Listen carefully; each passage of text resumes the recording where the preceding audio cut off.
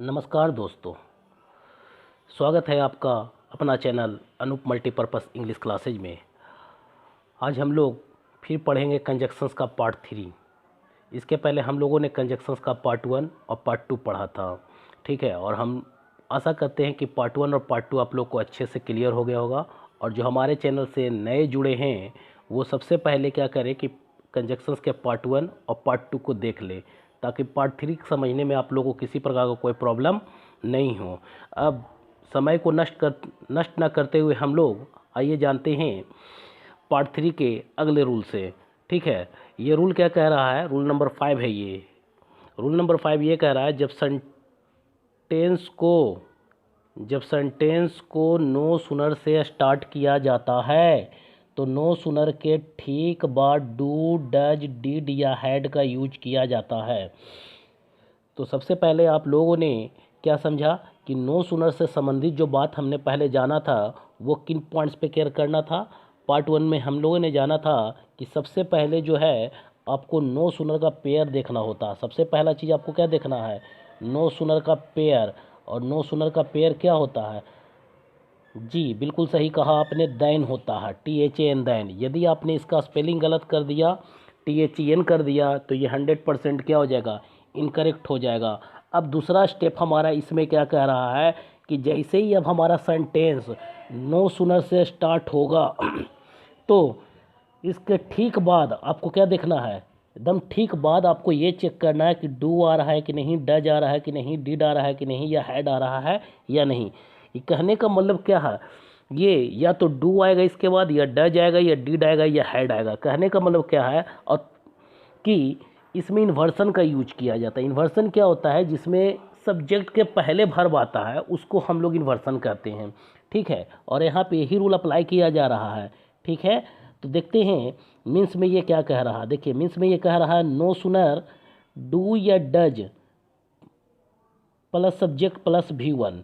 फिर देखिए no sooner did plus subject plus V1। देखिए फिर क्या कह रहा है? No sooner had plus subject plus V3, ठीक है। कहने का मतलब क्या है? इसमें हम लोग को केवल पेयर ही चेक नहीं करना है, इसमें 2 से 3 स्टेप आप लोग को चेक करना है। कॉमन एयर के लिए भी, सेंटेंस इंप्रूवमेंट के लिए भी, फिल इन द ब्लैंक्स के लिए भी, और क्लोज टेस्ट के लिए। पहला स्टेप आपको क्या चेक कर लेना है? नो सुनर का पेयर चेक कर लेना है। नो सुनर का पेयर क्या होता है? नो सुनर का पेयर दैन होता है, अभी हमने कहा। दूसरा स्टेप आपको चेक करना है कि जब नो सुनर से सेंटेंस को स्टार्ट करेंगे तो इसके ठीक बाद डू आना चाहिए, डज आना चाहिए, डिड आना चाहिए, या तो हैड आना चाहिए, ठीक है। जब ये भी सही है तो तीसरा स्टेप आपको क्या चेक करना है कि नो सुनर के ठीक बाद जब आप डू डज यूज करते हैं तो ये देखिए कि डू डज के बाद V1 का यूज हो रहा है या नहीं, ठीक है। जब आप डिड भी यूज करते हैं तो ये देखिए कि डिड के बाद V1 यूज हो रहा है या नहीं। यदि नो सुनर के बाद आप हैड यूज करते हैं तो आप ये देखिए कि इस सब्जेक्ट के बाद V3 का यूज हो रहा है या नहीं, ठीक है। आई होप यहाँ तक समझ में आ गया होगा। और इसमें आगे क्या ध्यान रखना है जो हम आगे बतलाएंगे, ठीक है। सबसे पहले इन 3 चीज़ को आपको ध्यान में रखना है। एग्जाम्पल देखते हैं इसका क्या कह रहा है। देखिए ये कह रहा है नो सुनर डिड आई इंटर या I entered the classroom then all students stood up. यहाँ देखिए सेंटेंस हमारा नो सुनर से स्टार्ट हो रहा है। तो पहला स्टेप हमने क्या चेक करना है? पहला स्टेप हम लोगों को ये देखना है उसका पेयर क्या है। तो इसका पेयर क्या है? देन, ये बिल्कुल सही है। दूसरा स्टेप हम लोगों ने क्या चेक करना है? हम लोगों ने ये चेक करना है कि इसके ठीक बाद डू, डज, डिड या हैड आना चाहिए। तो आप देखिए इस सेंटेंस में नो सुनर के ठीक बाद डिड दे रखा है, तब सब्जेक्ट आया है और तब वर्ब आया है, ठीक है। जबकि इसमें क्या देखा है? ऑब्लिक वाले सेंटेंस में दे रखा है सब्जेक्ट और तब वर्ब दे रखा है, इसलिए क्या है? ये गलत है। फिर से समझ लीजिए, नो सुनर का पेयर चेक कर लेना कि दैन है या नहीं। दूसरा स्टेप देखना है कि नो सुनर के ठीक बाद डू, डज, डिड या हैड का यूज हो रहा है या नहीं। इसका कब डू यूज करना, कब डिड यूज करना है, कब हैड यूज करना है, इसका भी एक नियम है, ठीक है ना। इसी वीडियो में हम लोग देखेंगे कि उसके लिए क्या नियम है, ठीक है। देखिए एग्जाम्पल नंबर 2, देखिए एग्जाम्पल नंबर 2 भी है no sooner had I reached या I had reached the railway station then the train whistled off. यहाँ पे क्या ध्यान रखना है, जैसे ही आपने नो सुनर से सेंटेंस को स्टार्ट किया तो आप इसके ठीक बाद क्या देखना है। सबसे पहला स्टेप आपको पहले बताया गया है कि सबसे पहला काम नो सुनर वाले सेंटेंस में उसका पेयर चेक कर लीजिए। पेयर क्या होता है नो सुनर का, क्या, देन, हाँ बिल्कुल सही, देन, ठीक है। और दूसरा स्टेप क्या बतलाया गया आपको, जी हाँ, डू डज डिड या हैड, अच्छे से याद हो गया है। जैसे ही आप देखें कि नो सुनर सेंटेंस स्टार्ट हो रहा तो उसके ठीक बाद आपको क्या देखना है, डू डज डिड या हैड का यूज हो रहा है या नहीं। तो यहाँ देखिए कि नो सुनर के ठीक बाद किस सेंटेंस में हैड आ रहा है, तो ये इसमें आ रहा no sooner had I reached, जबकि सेकंड में पहले सब्जेक्ट आ रहा हो तब हैड आ रहा है, तो इसलिए सेंटेंस क्या है, इनकरेक्ट है। आई होप यहाँ तक क्लियर है। देखिए नेक्स्ट एग्जाम्पल समझ लेते हैं। नेक्स्ट एग्जाम्पल है no sooner do I reach home oblique I reach home then I wash my hands and feet. फिर वही चीज़ है, सेंटेंस हमारा नो सुनर से स्टार्ट है, तो पहला कदम आपका क्या होना चाहिए कि नो सुनर का पेयर चेक करना है। पेयर क्या होता है नो सुनर का, देन, ये बिल्कुल ठीक है। दूसरा स्टेप आपको क्या चेक करना है कि नो सुनर के ठीक बाद डू डज डिड या हैड आना चाहिए। तो इसमें देखिए किसके ठीक किस में आ रहा है डू, तो इसमें आ रहा है डू जब और तब आ रहा है सब्जेक्ट, जबकि इसमें पहले आ रहा है सब्जेक्ट और तब आ रहा है वर्ब, इसलिए ये सेंटेंस इनकरेक्ट है और ये सेंटेंस सही है। यहाँ तक क्लियर है। अब आगे देखिए एक एग्जाम्पल और इसका देख लेते हैं हम लोग। देखिए no sooner does she find या she finds anyone in agony then she rushes to help him. अब यहाँ देखिए सेंटेंस हमारा नो सुनर से स्टार्ट हुआ है, तो फिर मैं बता दूं कि नो सुनर का पेयर क्या होता है, देन होता है, ठीक है। जब ये पेयर सही मिल गया तो अगला स्टेप आपको ये देखना है कि जैसे ही हमारा नो सुनर सेंटेंस स्टार्ट हुआ है तो उसके ठीक बाद डू डज डिड या हैड आना चाहिए। तो यहाँ देखिए इस सेंटेंस में डज पहले आ रहा है और यहाँ सब्जेक्ट आ रहा है, जबकि यहाँ पहले सब्जेक्ट आ रहा और तब वर्ब आ रहा है, तो ये तो ऐसे ही गलत है, ठीक है। तो हमारा कौन सा सेंटेंस सही होगा, no sooner does she find, है ना। यहाँ तक कंसेप्ट क्लियर। देखते हैं इसमें, देखिए मैंने कुछ नोट भी लिखे हैं, इस नोट को आप लोग ध्यान से समझिएगा। देखिए जब नो सुनर के ठीक बाद डू या डज रहे तो देन प्लस सब्जेक्ट के बाद V1 या V5 का यूज करें। कहने का मतलब क्या है कि जब सेंटेंस हमारा नो सुनर से स्टार्ट होगा, ठीक है, तो सबसे पहले आप लोगों ने क्या चेक किया, पेयर चेक किया। पेयर क्या बताया गया, देन बताया गया, बिल्कुल सही। दूसरा चीज़ हम लोगों ने चेक क्या किया कि इसके ठीक बाद डू डज डिड या हैड का यूज किया जाता है। अभी हमने कहा कि इसको यूज करने के लिए शर्त तो शर्त यहाँ क्या है, शर्त ये है कि देखिए जब देन के बाद प्रेजेंट टेंस मतलब V1 या V5 रहे तो नो सुनर के ठीक बाद डू या डज का यूज कर दीजिए, ठीक है। डू कब यूज करेंगे, जब सेंटेंस का subject I we you they और कोई प्लुरल सब्जेक्ट है तो डू यूज करेंगे। डज कब यूज करेंगे, जब सेंटेंस का सब्जेक्ट ही सी इट और कोई सिंगुलर सब्जेक्ट है तो डज यूज करेंगे, ठीक है। यहाँ पर इस कंसेप्ट को हम लोग को अच्छे से समझ लेना है। आइए देखते हैं नोट 2 क्या कह रहा है। नोट 2 कह रहा है जब नो सुनर के ठीक बाद डिड या हैड रहे तो देन प्लस सब्जेक्ट के बाद हमेशा V2 का यूज करें। इसको भी समझ ले, कहने का मतलब क्या है कि जब देन के बाद सब्जेक्ट प्लस V2 का यूज होता है तब नो सुनर के ठीक बाद के क्या आना चाहिए, डिड या हैड। कहने का मतलब ये हो गया कि प्रेजेंट का कॉम्बिनेशन प्रेजेंट से बनाना है और पास्ट का कॉम्बिनेशन पास्ट से बनाना है। आई होप कि सारा कंसेप्ट क्लियर हो रहा होगा, ठीक है। और इसी में तीसरा नोट भी देख लीजिए और चौथा नोट्स भी देखिए कि क्या कह रहा है। देखिए इसमें कह रहा है जब सेंटेंस हमारा में जब नो सुनने के बाद आप डू यूज करते हैं, डज यूज करते हैं या डिड यूज करते हैं तो उसके ठीक बाद क्या आना चाहिए, V1 आना चाहिए। यदि आप V2 यूज करते तो गलत, V3 यूज करते तो गलत, V4 यूज करते तो गलत, V5 भी यूज करते हैं तो गलत हो जाता है, ठीक है। अब मान लिए कि आप नो सुनने के बाद हैड यूज कर रहे हैं तो क्या उसके बाद भी आपको V1 यूज करना, नहीं, उसके बाद हमेशा आपको क्या यूज करना, V3 यूज करना। अब V3 को छोड़कर यदि आप V1 यूज करते हैं, V2 यूज करते हैं, V4 यूज करते हैं या V5 यूज करते हैं तो ये 100% इनकरेक्ट हो जाता है। आई होप कि आपको नो सुनर से रिलेटेड कोई भी प्रॉब्लम आएगा एग्जामिनेशंस में तो आप सॉल्व कर लोगे, ठीक है। और इस पर हम आपको अगला वीडियो बनाएंगे, ठीक है, किसका, प्रैक्टिस सेट का। आइए अब देखते हैं नेक्स्ट टूल। नेक्स्ट टूल हमारा क्या कह रहा है, जो देखिए नेक्स्ट टूल हमारा कह रहा है कि जब सेंटेंस को हार्डली या स्कार्सली से स्टार्ट किया जाता है तो हार्डली या स्कार्सली के ठीक बाद डिड या हैड का यूज होता है, ठीक है। यहाँ पर भी नो सुनर वाले रूल को अप्लाई करना है। कहने का मतलब क्या है, नो सुनर का रूल अप्लाई करने का मतलब हमारा क्या हो गया कि सबसे पहले आप हार्डली या स्कार्सली का पेयर चेक कीजिए। सबसे पहले क्या चेक करिएगा, हार्डली या स्कार्सली का पेयर चेक कीजिए। पेयर आपको मालूम है क्या होता है हार्डली या स्कार्सली का, जी हमने पार्ट 1 में ये बता दिया है। हार्डली या स्कार्सली का पेयर व्हेन या बिफोर होता है, ठीक है। जब ये पेयर सही मिला तो अगला स्टेप आपको क्या देखना है, अगला स्टेप ये देखना है कि जैसे ही हार्डली या स्कार्सली से सेंटेंस स्टार्ट हुआ है तो उसके ठीक बाद आप देखिए कि डिड का यूज हो रहा है या नहीं, है ना, या हैड का यूज हो रहा है या नहीं, ठीक है। मीन्स में देखिए इसको क्या कह रहा है, देखिए मीन्स में देखा हार्डली या स्कार्सली डिड या हैड प्लस सब्जेक्ट V1 या V3। इट मीन्स ये हो गया कि यदि आप हार्डली के बाद डिड यूज करते हैं तो इस सब्जेक्ट के बाद क्या लगाइएगा, V1 लगाइएगा। यदि हार्डली या स्कार्सली के बाद आप हैड यूज करते हैं तो इस हैड के बाद हमेशा क्या यूज करेंगे, V3 यूज करेंगे। अभी तुरंत हमने नो सुनर वाले में इस पॉइंट को क्लियर किया था, ठीक है, तो इसमें कहीं पे कोई प्रॉब्लम है नहीं, ठीक है। अब यहाँ पे एग्जाम्पल के थ्रू इसको समझ लीजिए कि क्या कह रहा है। देखिए एग्जाम्पल कह रहा है हार्डली डिड आई सिट या I sight to it when my friend came to meet me. अब यहाँ पर आपको क्या देखना, सबसे पहला आपको ये देखना है कि हार्डली का पेयर क्या है, तो हार्डली का पेयर व्हेन है, ये बिल्कुल सही है। दूसरा स्टेप आपको क्या चेक करना है, दूसरा स्टेप आपको ये देखना है कि हार्डली के ठीक बाद डिड या हैड आना चाहिए। तो आप देखिए कि किस में डिड आ रहा है, तो आप ये देखिएगा डिड आई सीट आ रहा है, जबकि सेकंड में ये क्या दे रखा है, सब्जेक्ट पहले दे रखा हो तब वर्ब दे रखा है, इसलिए तो ये देखते के साथ ही आप समझ जाइए कि गलत है। तो हमारा सही क्या होगा, hardly did I sit to it when my friend came to meet me, ठीक है।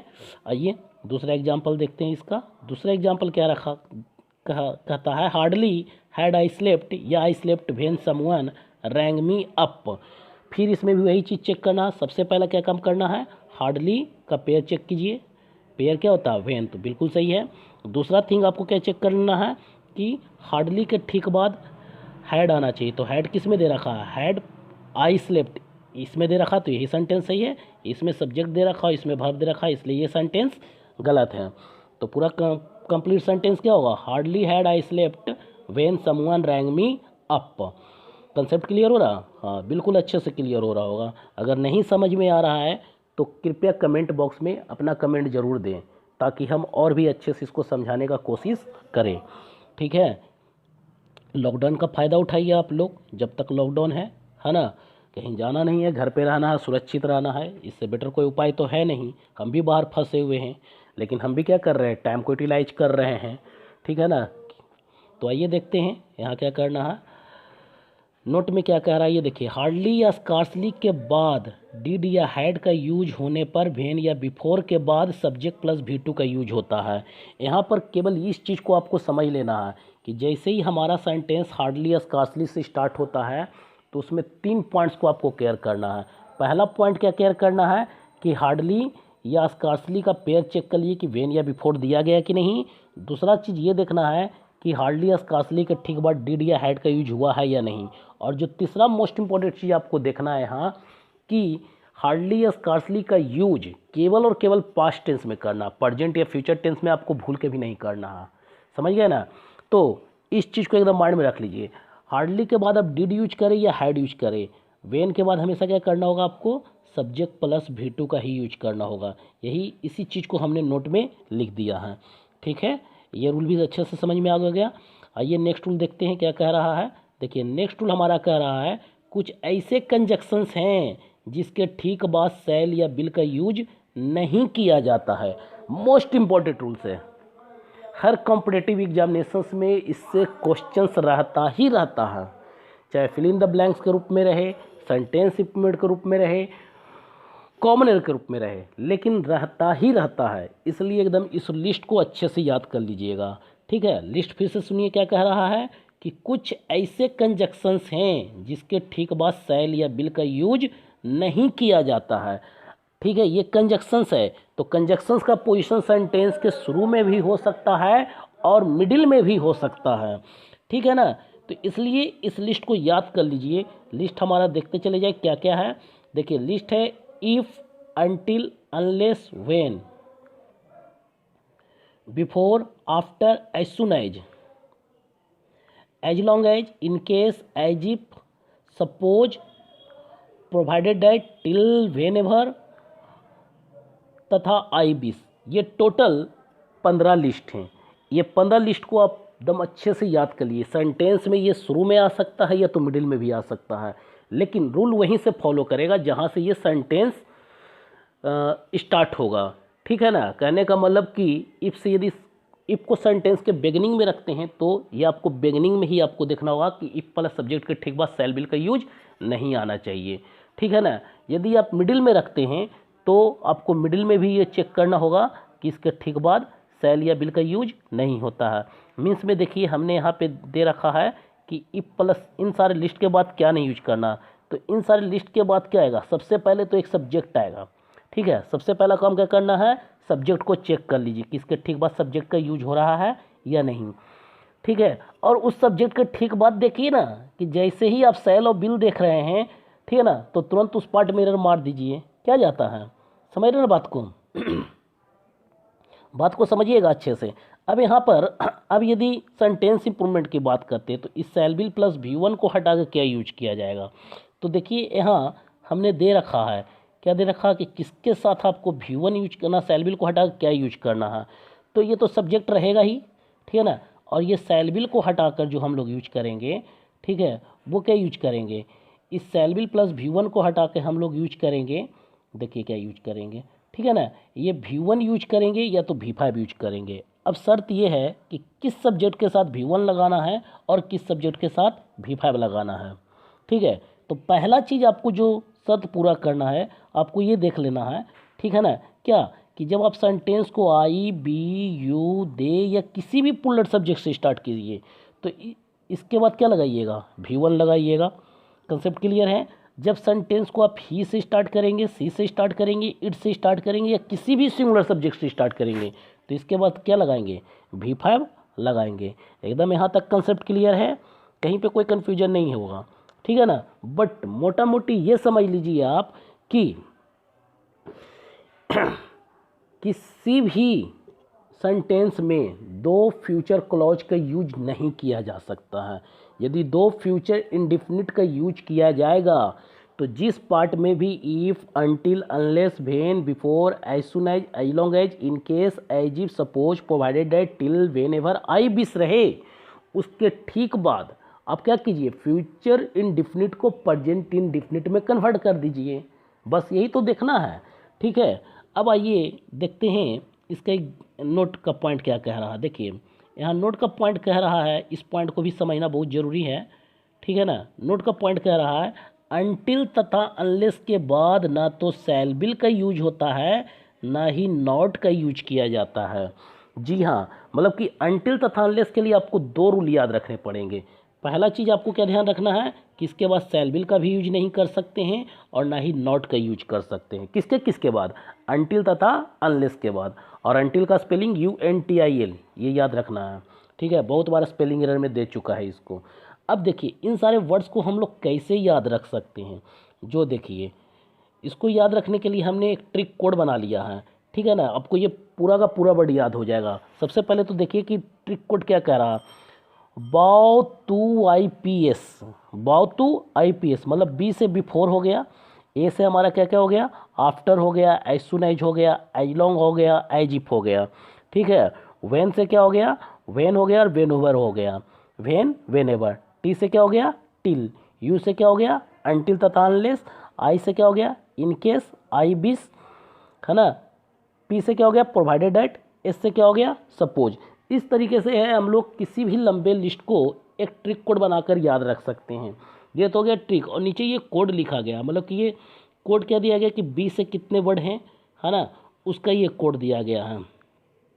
तो बी से एक वर्ड है, ए से 4 वर्ड हैं, डब्ल्यू से 2 वर्ड हैं, टी से एक वर्ड है, यू से 2 वर्ड हैं, आई से 3 वर्ड हैं, पी से 1 वर्ड है और एस से 1 वर्ड है। ठीक है ना। आप इसको काउंट कर लीजिए, नंबर ऑफ लिस्ट कितने थे, 15 थे। आप इसको जोड़ भी दे दीजिए, 4 1 जोड़कर देख लीजिए, 4 1 5, 2 7, 1 8, 2 10, 3 13, 1 14, 1 15, है ना। इसको आप इस तरीके से याद रख सकते हैं ट्रिक कोड कि कौन कौन से ऐसे वर्ड्स हैं जिसके ठीक बाद सेल या बिल का यूज नहीं किया जाता है। तो बाउ टू IPS। बी से हमने कोड क्या बताया, जी हाँ, वो आप सारे लिस्ट देख लीजिए, 2 बार से 4 बार पढ़िएगा, सब दिन आपका माइंड में रहेगा। ठीक है ना। और ऐसे भी आप बहुत अच्छे से जानते हैं कि किताबों में रखा हुआ ज्ञान और दूसरों के पास गया हुआ धन समय पड़ने पर किसी काम का नहीं। इसलिए कोशिश कीजिए कि जो भी पढ़िए आप माइंड में रखिए। ठीक है। आइए देखते हैं इसका एग्जाम्पल भी। देखिए यहाँ एग्जाम्पल दे रखा है, if you will tell oblique tells a lie I shall punish you. अब यहाँ देखिए सेंटेंस में हमने क्या कहा कि सबसे पहले आप देखिए कि लिस्ट वाला वर्ड कौन सा है। तो लिस्ट वाला वर्ड आया इफ़। ठीक है। तो इफ़ प्लस सब्जेक्ट, क्या पहला चीज़ देखना है, जो लिस्ट वाला वर्ड है उसके ठीक बाद देखेंगे सब्जेक्ट। तो इसके ठीक बाद आ रहा सब्जेक्ट। अब ये डिसाइड कीजिए कि इसके ठीक बाद क्या नहीं यूज किया था। तो सेल या बिल का यूज नहीं किया था, किसके बाद, इफ़ प्लस सब्जेक्ट के बाद सेल या बिल का यूज नहीं किया जाता है। तो ये बिल तो सबसे पहले स्टेज पे गलत हो गया।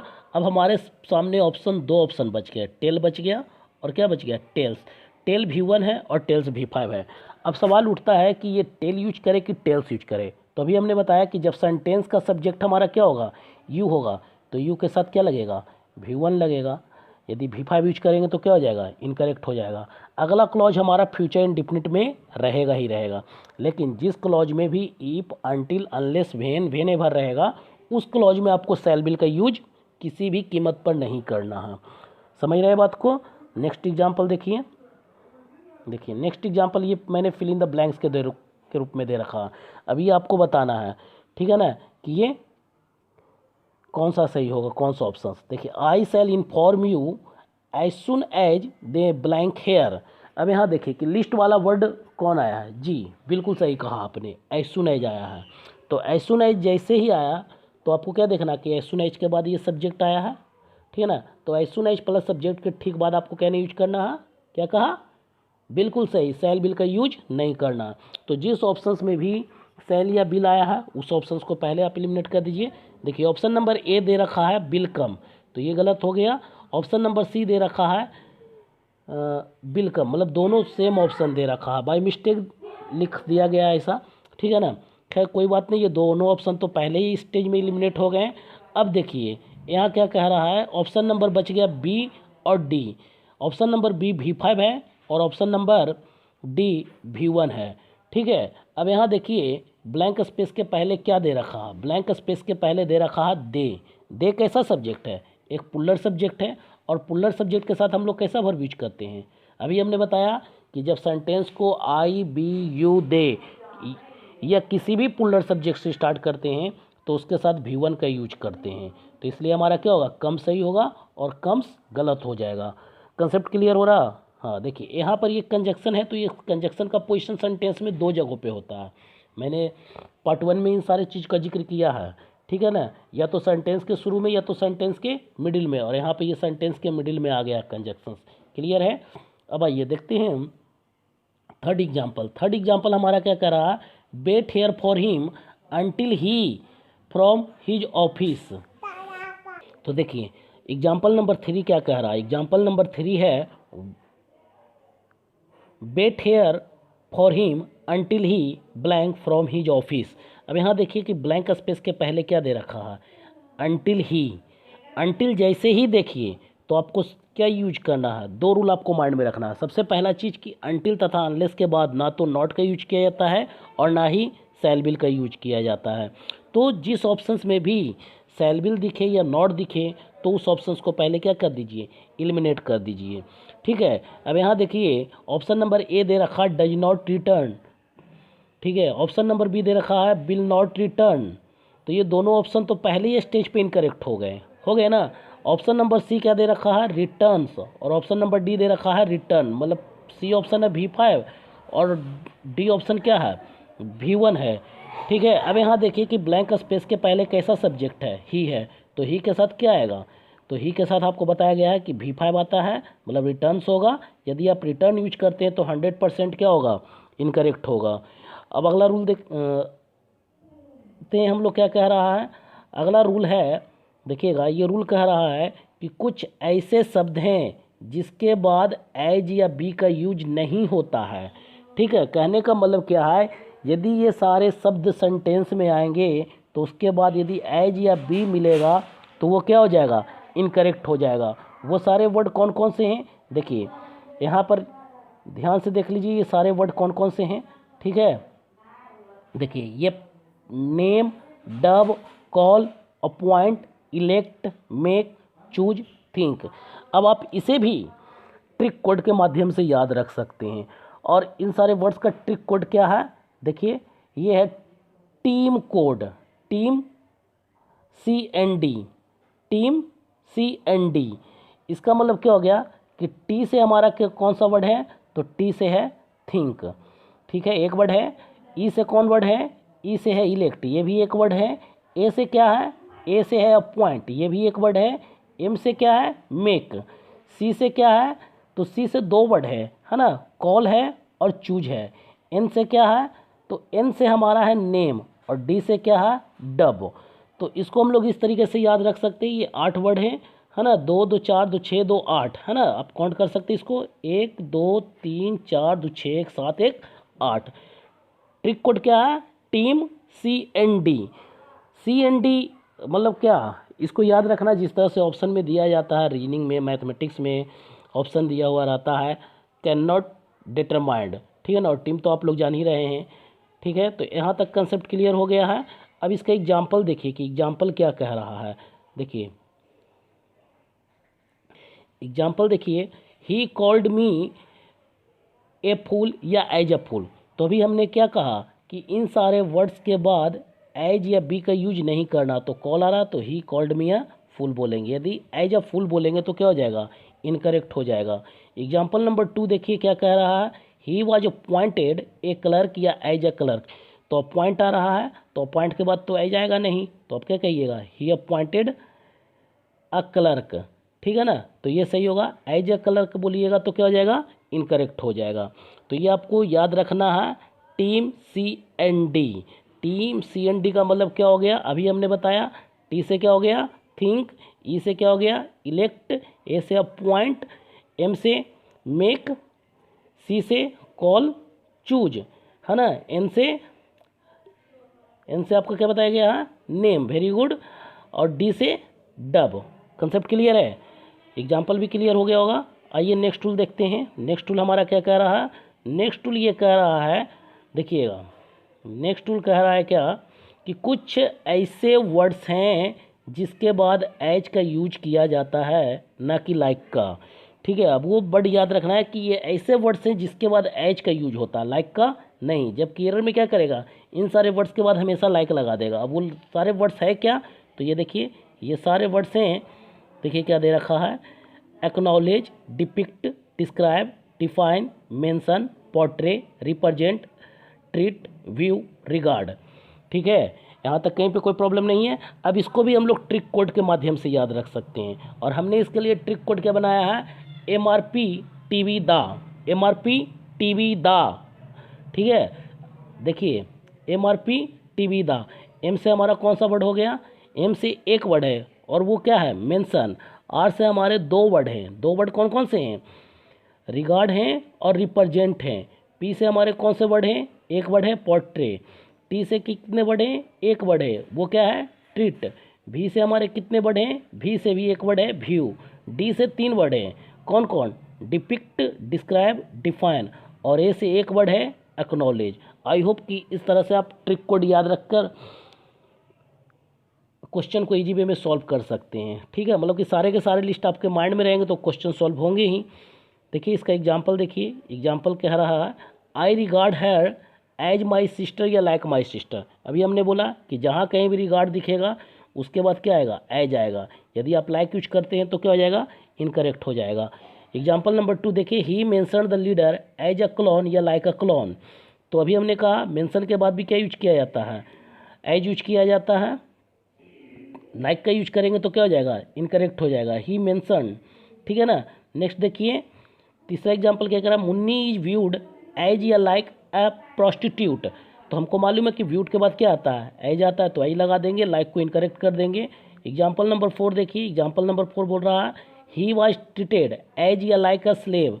ट्रीटेड आ रहा है तो ट्रीटेड के बाद भी क्या आता है, एज आता है, लाइक का यूज करेंगे तो क्या हो जाएगा, इनकरेक्ट हो जाएगा। आइए नेक्स्ट रूल की ओर चलते हैं। नेक्स्ट रूल, रूल नंबर 10 क्या कह रहा है, रूल नंबर 10 कह रहा है कुछ ऐसे वर्ड्स हैं जिसके बाद नो या नॉट का यूज नहीं किया जाता है।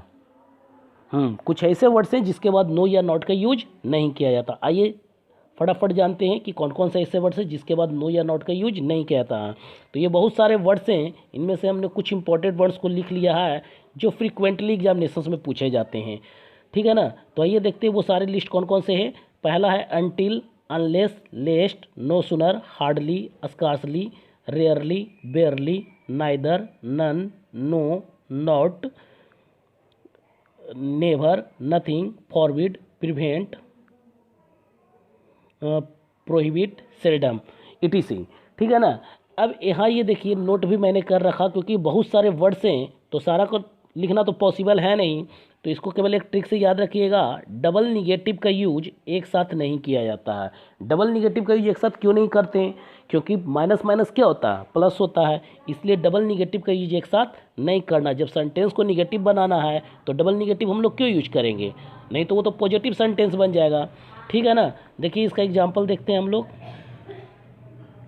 देखिए बताइए कि run fast लेस्ट you should not या शुड मिस द ट्रेन, क्या होगा, यहाँ लेस्ट आ रहा है तो ये जहाँ कहीं भी स्टेटमेंट में आया, सेंटेंस के शुरू में रहे या मिडिल में रहे, तो इसके लिए भी वही रूल अप्लाई करना है, किसके बाद कहीं पे भी आएगा तो नॉट का यूज नहीं करेंगे, तो ये वाला सेंटेंस गलत हो गया। एग्जाम्पल नंबर 2 देखिए, ही फॉरबिड, ये फॉरबिड का V2 हो गया फॉरबिड, तो वो लिस्ट ऑफ वर्ड मैंने लिखा तो ये वर्ब है, तो फॉरबिड का V2 क्या होता है, फॉरबिड, और V3 क्या होता है, फॉरबिडेन, ठीक है ना। तो ही फॉरबिड मी टू गो या नॉट टू गो देयर, तो आपको तो बस देखना है कि जैसे ही फॉरबिड दिखा उसके बाद क्या नहीं लगाना, नॉट नहीं लगाना है, तो ये गलत हो जाएगा, मतलब टू गो देयर सही हो जाएगा। तीसरा एग्जाम्पल देखिए, I will not help you unless, unless आ गया, तो अनलेस के लिए तो पहले भी मैंने नियम बताया कि ना तो इसके बाद शैल विल यूज करते हैं और ना ही नॉट का यूज करते हैं। फिलहाल यहाँ पर तो हम लोग निगेटिव को चेक करना है कि इसके बाद नॉट नहीं आना चाहिए, तो इसमें नॉट आ रखा है तो इसलिए गलत हो जाएगा, सही क्या होगा, ही टेल्स हो जाएगा। नेक्स्ट रूल देखिए, रूल नंबर 11 क्या कह रहा है, रूल नंबर 11 कह रहा है अगर कोई clause since, because, as soon as, now that, seeing that से स्टार्ट हो तो नेक्स्ट क्लॉज में so that, therefore, thus, hence, then से स्टार्ट नहीं किया जाता है। कहने का मतलब इसमें दो क्लॉज होंगे। पहला क्लॉज यदि जैसे ही आप देखिए कि सिंस आ गया है, बिकॉज आ गया, एज सुन एज आ गया, एज आ गया, नाउ दैट आ गया, सिंग दैट आ गया, तो अगला क्लॉज में जैसे ही देखिए कि सो आ रहा है, सो दैट आ रहा है, देयरफॉर आ रहा है, दस आ रहा है, हेंस आ रहा है, देन आ रहा है, देन आ रहा है, तो समझ जाइए उसी पार्ट में एरर है। समझ गए। एग्जाम्पल को देख लीजिए, एग्जाम्पल क्या कह रहा है, देखिए एग्जाम्पल है, as soon as I open the dingy house then I saw a snake. देख लीजिए एज सुन एज से सेंटेंस हमारा स्टार्ट हो रहा है और इसके अगला क्लॉज हमारा देन से स्टार्ट कर रहा है, तो ये एरर हो गया ना। तो इसको क्या करना, सेंटेंस इंप्रूवमेंट के लिए केवल देन को हटा देना है और उसकी जगह पे केवल क्या करना, कॉमा यूज करना है। देखिए इसमें हमने सही करके भी लिखा सेंटेंस को, as soon as I open the dingy house comma I saw a snake, ठीक है, तो ये सेंटेंस सही होगा क्योंकि इसमें देन नहीं आया और ना तो देन आया है। नेक्स्ट एग्जाम्पल देखिए, नेक्स्ट एग्जाम्पल कह रहा है as he came late so he was punished.